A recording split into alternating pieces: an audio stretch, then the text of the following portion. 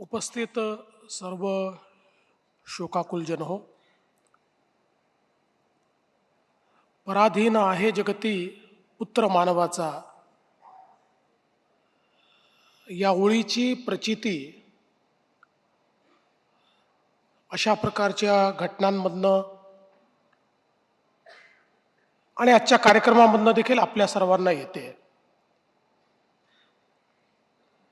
आपल्यापैकी कोणीच कधीही कल्पना केली नव्हती की अशी अचानक अजितदादांना श्रद्धांजली देण्याची वेळ ही आपल्यावर येईल. पण दुर्दैवाने आज ती वेळ आपल्यावर आली आहे आणि आज विविध क्षेत्रातल्या लोकांनी अजितदादांच्या बद्दल आपल्या भावना, आपल्या संवेदना, आपले अनुभव या ठिकाणी मांडले देखील आहेत. खरं तर एखादं राज्य ज्यावेळी घडतं त्यावेळी कोणी एक व्यक्ती ते राज्य घडवत नसतो. वेगवेगळ्या वेळी वेगवेगळ्या प्रकारची नेतृत्व त्या राज्याच्या जडणघडणीमध्ये आपलं योगदान देत असतात, आपला ठसा उमटवत असतात. मी हे दाव्याने सांगू शकेन की या महाराष्ट्राच्या जडणघडणीमध्ये इतिहास ज्या नेत्यांचा उल्लेख करेल त्यातलं एक प्रमुख नाव हे निश्चितपणे अजितदादांचं असेल. अजितदादांनी या महाराष्ट्रामध्ये एक जनतेचा नेता, एक लोकनेता अशा पद्धतीची प्रतिमा तयार केली. महाराष्ट्राच्या कानाकोपऱ्याचा पूर्ण अनुभव, त्याची माहिती ही दादांकडे असायची. कुठल्या जिल्ह्यात, कुठल्या तालुक्यात वेगवेगळ्या पक्षाचे नेते कोण आहेत, त्यातले प्रभावी नेते कोण आहेत, त्या तालुक्याचे प्रश्न काय आहेत, या प्रत्येक गोष्टीची नीट माहिती, ज्याला आपण महाराष्ट्राची नस म्हणतो, ती माहिती असलेले अजितदादा होते. आणि विशेषतः एक उत्तम प्रशासक म्हणून जे गुण असले पाहिजे ते गुण त्यांच्यामध्ये प्रचंड होते. अनेक लोकांनी उल्लेख केला, अजितदादांनी अर्थमंत्री म्हणून दीर्घकाळ काम केलं. 11 अर्थसंकल्प त्यांनी मांडले. पण आर्थिक शिस्त हा त्यांचा बाणा होता, तो त्यांचा आवडता विषय होता. आणि कुठल्याही प्रकारची आर्थिक बेशिस्त कधीही ते चालवत नव्हते. अनेक वेळा आपल्याला लोकशाहीमध्ये काही निर्णय घ्यावे लागतात. काही निर्णय लोकाभिमुख असतात पण आर्थिक शिस्तीत बसणारे नसतात. अशा परिस्थितीमध्ये लोकाभिमुख निर्णय ते घ्यायचे, त्याला विरोध करायचे नाहीत, पण वस्तुस्थिती मात्र निश्चितपणे मंत्रिमंडळापुढे ते मांडायचे की याचा आर्थिक भार कशा प्रकारे येणार आहे, त्यातनं राज्याची क्षमता ही इतर ठिकाणी गुंतवणुकीची कशी कमी होणार आहे. आणि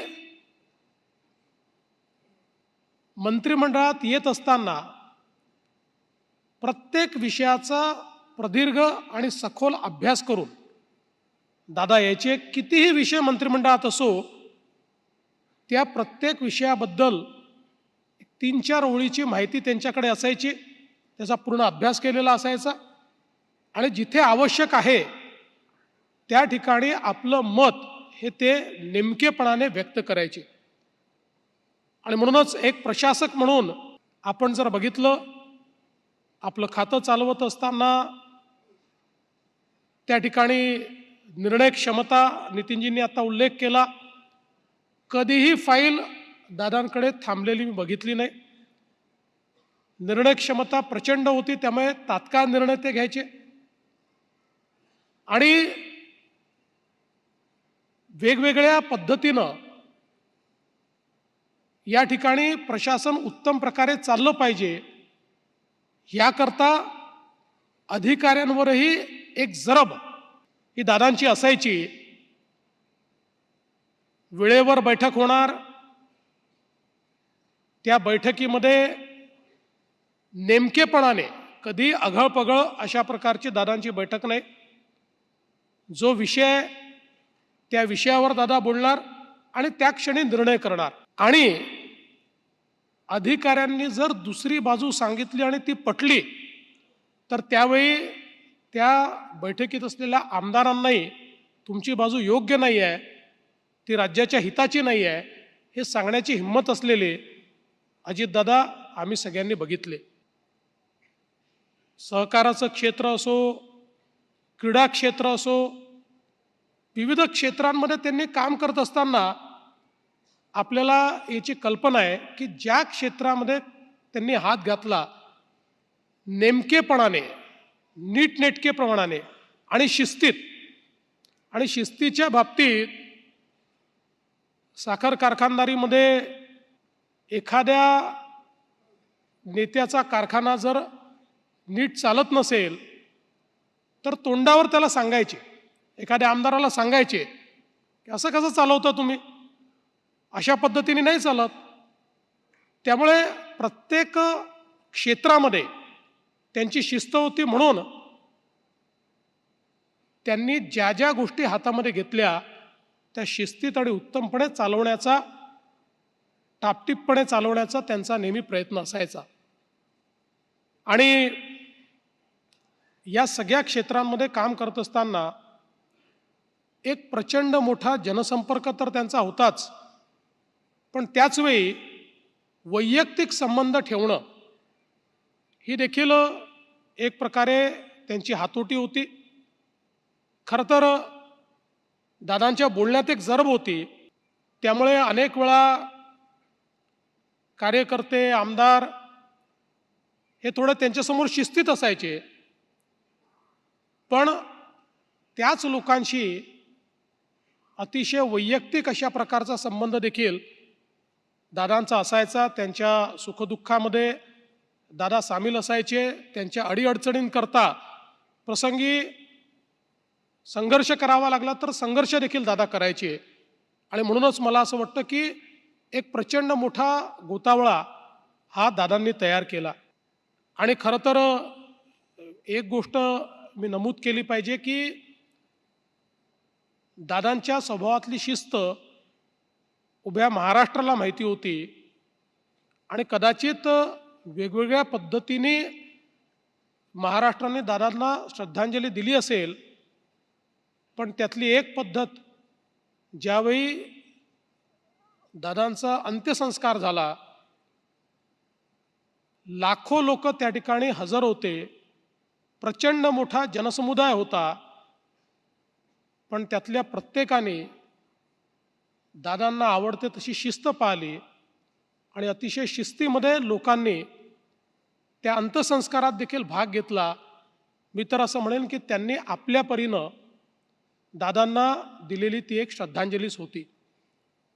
वैयक्तिक मी गेले काही वर्ष, विशेषतः 2013 नंतर दादांची माझी खूप जवळची मैत्री झाली. त्याच्या आधी ओळख खूप होती, त्यांच्याबद्दल आदर होता, त्यांना माझ्याबद्दल होता. विरोधी पक्षात असताना मी अनेक वेळा कठोर टीका देखील त्यांच्यावर केली, पण आमच्या संबंधात कधी दुरावा आला नाही. किंबहुना दादा नेहमी मला चांगलंच वागवायचे. मी कधी त्यांच्याकडे हक्काने जायचो. पण 2013 नंतर अतिशय आम्ही जवळ आलो, आमची मैत्री झाली. दादांचा स्वभाव हा मला जवळून बघायला मिळाला. आणि त्यातनं निश्चितपणे मी हे सांगू शकतो की एकदा निर्णय घेतला तर मग मागे पुढे पाहायचं नाही, जी किंमत असेल ती किंमत मोजायची, अशा पद्धतीचा दादांचा स्वभाव होता. आणि मी माझ्या स्वानुभवातून अतिशय जवळून अनुभवलेलं आहे. आमची अनेक वेळा गप्पा व्हायच्या, अनेक वेळा चर्चा व्हायच्या. सगळ्या गोष्टी या ठिकाणी सांगता येणार नाहीत, पण मला असं वाटतं की हा जो त्यांचा दृढनिश्चयी स्वभाव होता, त्यामुळे राजकारणामध्ये कधी फायदाही झाला, कधी नुकसानही झालं, पण एक त्यांची जी प्रतिमा या महाराष्ट्रामध्ये उभी राहिली की जे बोलतो ते करतो असा हा नेता आहे, थेट बोलणारा नेता आहे. आणि त्याचवेळी त्यांच्या भाषणांमधला जो खुमासदारपणा होता, विशेषतः मी हे बघितलं की गेल्या काही वर्षांमध्ये तर दादांचं भाषण हे अतिशय खुमासदार व्हायचं. म्हणजे मी एकदा दादांना गमतीने म्हणालो की दादा, तुम्ही रिअल स्टार तर होताच, पण आजकाल रील स्टार देखील तुम्ही झालात, कारण इतक्या रील तुमच्या आजकाल पाहायला मिळतात. अतिशय मोकळेपणानं दादा सगळ्यांशी व्यवहार करायचे. आणि खरं तर मी असं म्हणेन की ज्यावेळी त्यांचं व्यक्तिमत्व, त्यांचं नेतृत्व एका वेगळ्या क्षितिजाकडे चाललं होतं, एक असा काळ होता की ज्या काळामध्ये संघर्षाकडनं दादा स्थैर्याकडे गेले होते. स्थैर्याकडे गेल्यानंतर खूप स्वप्न ही त्यांना पूर्ण करायची होती. त्या दिशेनं पूर्ण दृढतेनं ते चालले होते. आणि निश्चितपणे त्यांचं नेतृत्व एका वेगळ्या क्षितिजावर जात असताना अचानक आपल्यातनं त्यांचं निघून जाणं हे खरोखर अत्यंत वेदनादायी आहे, अत्यंत दुःखदायी आहे आणि विश्वास न बसण्यासारखा आहे. खरं म्हणजे निश्चितपणे सुनेत्राताई असतील, पार्थ आणि जय असतील, पवार कुटुंब असेल, यांच्यावर तर हा आघात आहेच. पण दादांनी ज्यांना आधार दिला असे अनेक नेते आहेत की ज्यांना आज पोरकं झाल्यासारखं वाटतं. असे अनेक कार्यकर्ते आहेत की ज्यांना नेमकं कोणाकडे जावं असा प्रश्न या ठिकाणी उद्भवतो. आणि आमच्यासारखे अनेक मित्र आहेत की ज्यांना असं वाटतं की आता पाहायचं कुठे, कारण दादांसारखा एक मित्र, आणि केवळ मित्रच नाही तर मी तर असं म्हणेल की एखाद्या मुख्यमंत्र्यांना अर्थमंत्री कसा पाहिजे तर तो दादांसारखा पाहिजे की निर्धास्तपणे दादा येथे माहिती आहे हे सांभाळून घेतील, नीट आपली आर्थिक गडी ते बसवतील. अशा पद्धतीनं एक मनामध्ये ठाम विश्वास